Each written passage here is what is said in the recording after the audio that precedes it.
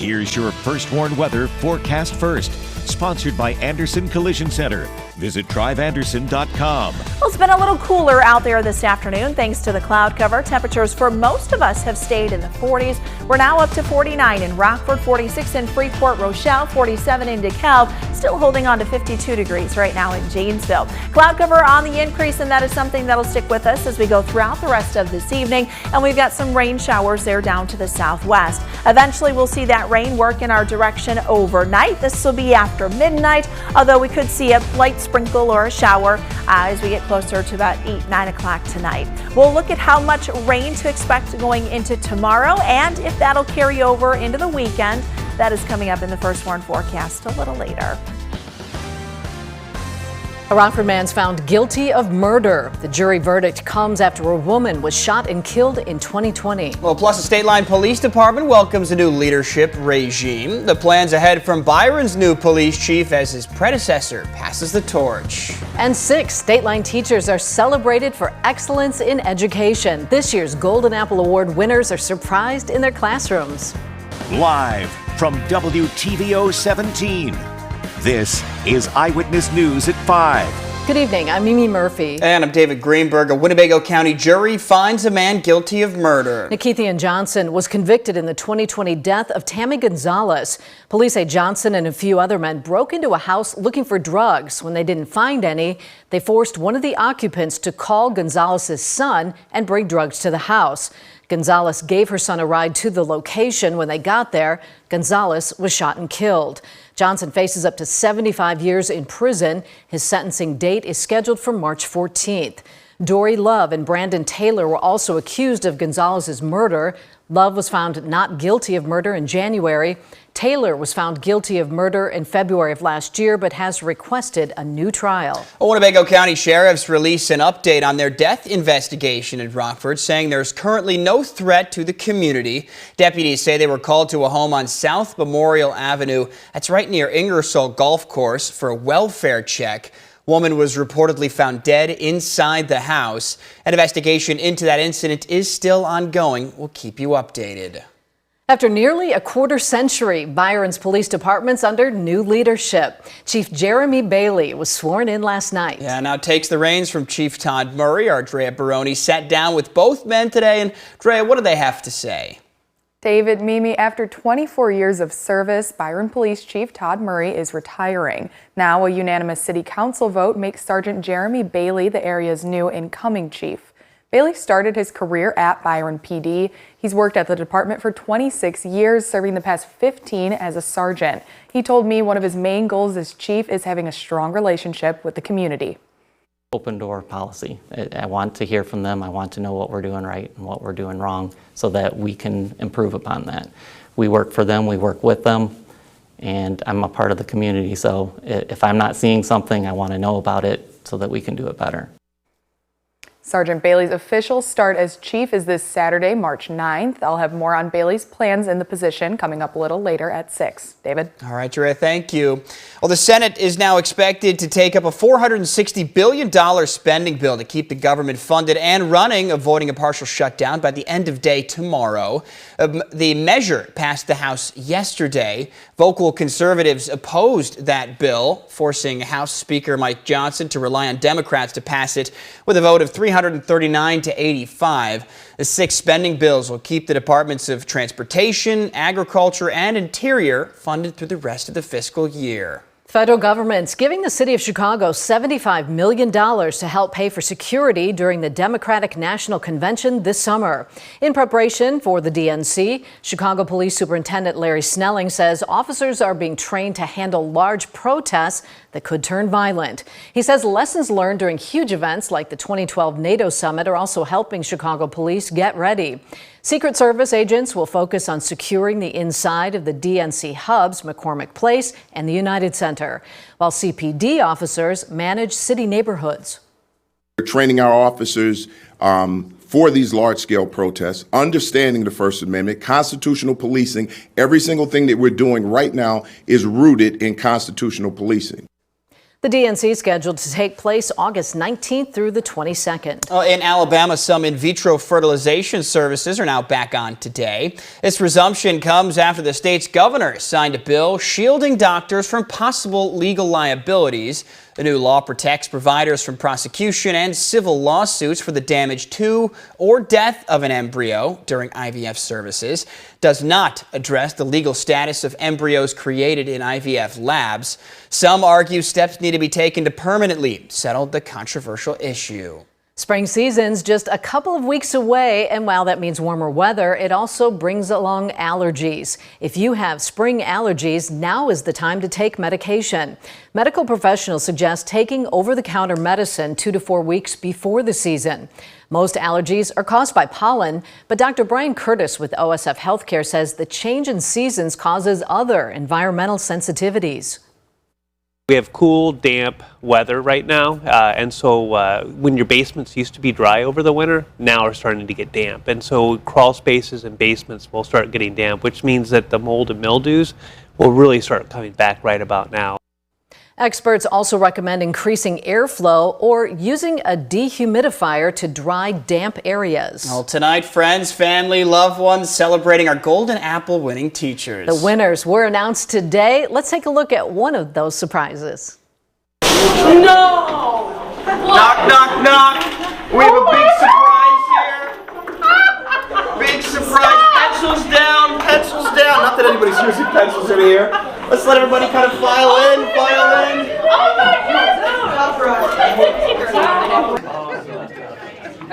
Good job. What a special moment that was today. After a record 1,400 nominations, 6 were carefully selected as the well-deserving recipients for 2024.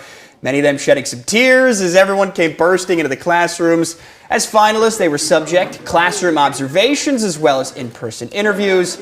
Ultimately, the long journey came to fruition today, leaving them to reflect on what led to this special moment. I'm just lucky. You know, in hockey, if you follow hockey or anything, you never say I, and it's a team process. My old principal also said we're a family, and I have the best parents, the best students, and everything. It's just a team effort, and it just reflects the team. I'm just lucky. Had to hold back some tears of my own in that. You see the names there of the 6 listed on your screen. They'll be honored at the Golden Apple Excellence in Education Award banquet coming up next month. On behalf of WTVO and Fox 39, we'd like to extend our congratulations to all 6 winners. Byron students had the chance to skip class today. Administrators want them to cheer on the boys' high school basketball team as they compete for the state championship title. Players are taking on Benton in the semifinals. If they lose, they'll play in a third-place game at 8:15 on U of I Champaign's campus.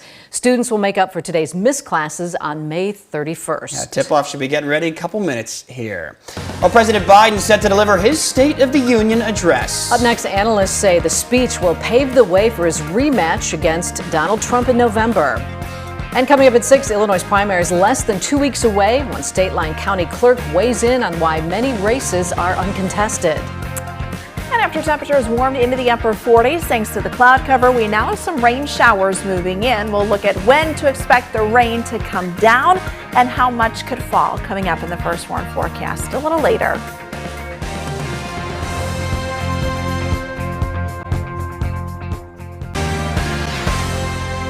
Well, coming up later tonight, President Biden is on the national stage for his State of the Union address, expected to highlight his accomplishments in office and what still needs to be done. The president is coming off a Super Tuesday win, setting him up for another expected rematch with former President Donald Trump.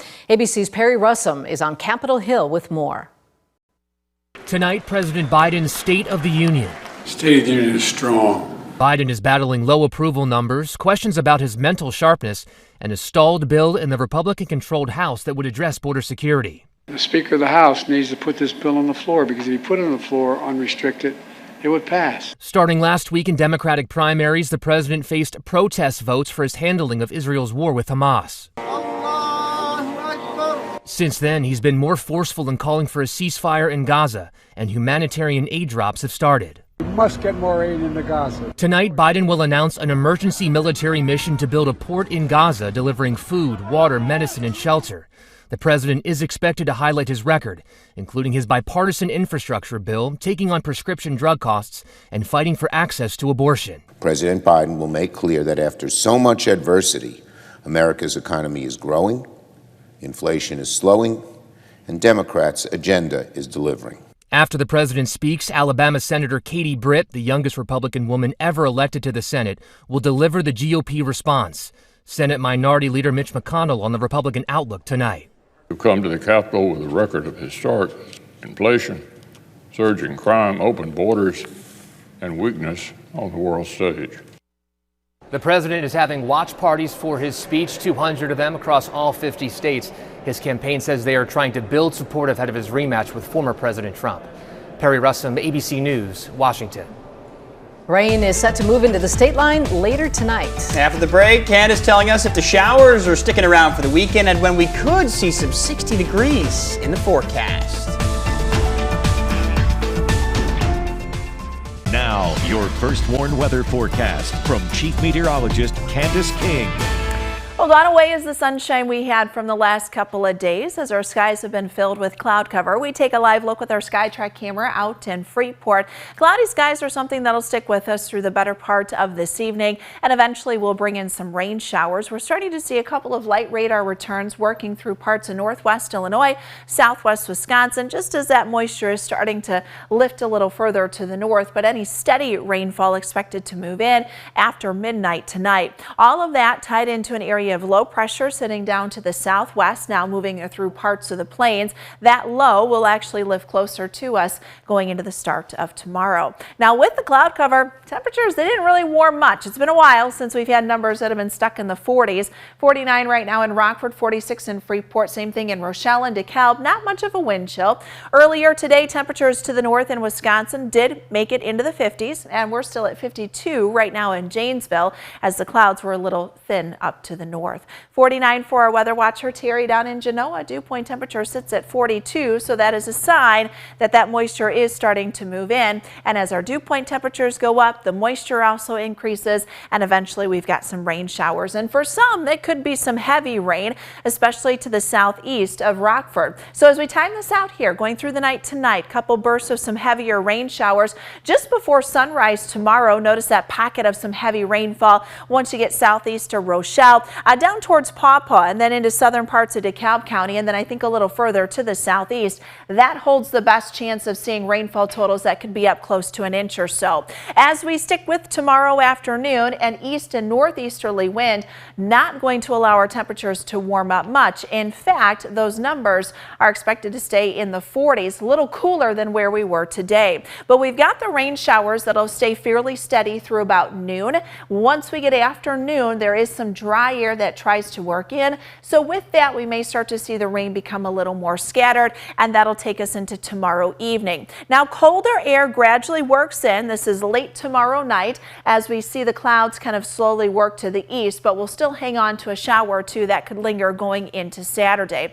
Downfall, our winds will pick up tomorrow afternoon, and they'll stay rather gusty as we head throughout the day on Saturday too. So that will put a little chill into the air. Kind of a colder pocket of air though moving in from the north. This will bring back some cloud cover Saturday afternoon. I think for some to the west of us probably will end up with a mostly sunny sky. But as we head through Saturday night, temperatures will drop down going into the 20s for some Saturday and then going into Sunday. So rainfall totals, when we look at our amounts, generally about a ½ inch to 3/4 of an inch. Some of those totals again could come close to an inch. So a decent amount of rain coming in. We actually took away a little bit from that drought monitor across northern Illinois from the recent rainfall. It's still dry, but we did eliminate some of that dryness with the most recent rain. So 45 for tomorrow afternoon. That's after only dropping to 43 for tonight. So there's very little movement in our temperatures over the next couple of days.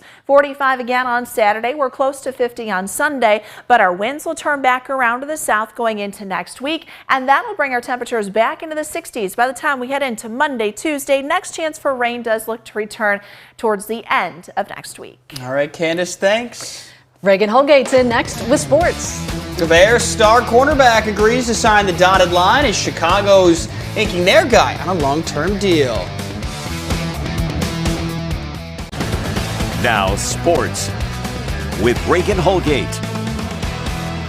Well, the boys' state basketball tournament has taken over the State Farm Center in Champaign. It's been a wild day so far. Some pretty crazy good competition, even a double overtime game. So that threw off the entire schedule for the day. So the Byron Tigers actually just took the court in their 2A semifinal game against Benton. Now, this is Byron's first ever appearance at state. We'll have those highlights for you coming up at 6. But first, let's get a look at the other 2A semifinal game. And of course, it was a tight one. As I said, Chicago Phillips edged Williamsville 60-56. Now they're advancing to the championship game on Saturday. So depending on what happens here with Byron, they will either face Williamsville tonight in a consolation matchup, or they will take on the Wildcats in the state title game Saturday afternoon. Again, we'll have those highlights for you coming up at 6. Now, the Illinois media announced the all-state teams for both 1A and 2A boys basketball today. In Class 2A, our Byron boy, Ryan Tucker, he leads the charge as a first-team selection. RC's Christian Cummings was named to the second team, and Lutheran's Vontez Dent received an honorable mention. South Beloit's Ross Robertson is a first-teamer in Class 1A, along with Pecatonica's Cooper Hoffman. Both will be returning next season for their senior year. Now, Thomas Hero from Scales Mound was also named to the first team, and Balin Damhoff was an honorable mention. The Class 3A and 4A teams will be released tomorrow. Now, Luke Philp was back at practice today with the IceHogs for the first time this season. The Blackhawks announced yesterday that they were activating the forward from injured reserve. He's been out with a torn Achilles. Now, he's most likely not playing this weekend or the beginning of next week when the Hogs take on Texas. The timeline is still blurry a little bit, but he seems to be a few weeks away before we could see him in uniform on the ice.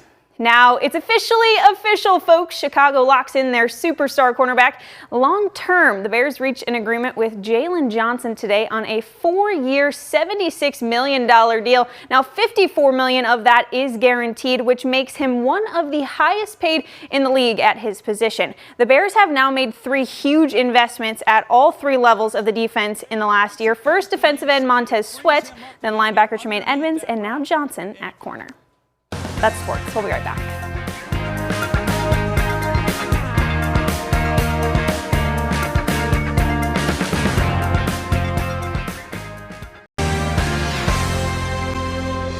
I know we're in for some rain showers tonight. We actually could use some rain. It's been pretty dry out there. You know, when we had the thunderstorms come in on Monday, there were some pretty gusty winds, kicked up a lot of dust, and we did have some decent rain come in, you know, Monday night into Tuesday. But yeah, it is getting dry out there. Recent thunderstorm spells have kind of helped a little bit with that, but we could always use more, especially as we kind of get into the season. We don't want enough rain and then temperatures to cool off, because you don't want to cool, wet spring.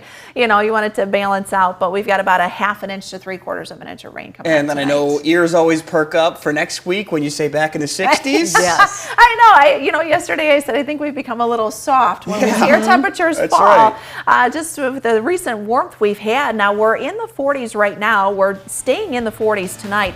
43, only up to 45, so very little spread in the temperature because of the east wind, the cloud cover, and the rain showers. Winds will stay with us on Saturday. I think Sunday is the pick day out of the weekend, and then 60s again next week. All right, thanks, Candace. World News Tonight's up next. We'll see you back here at 6.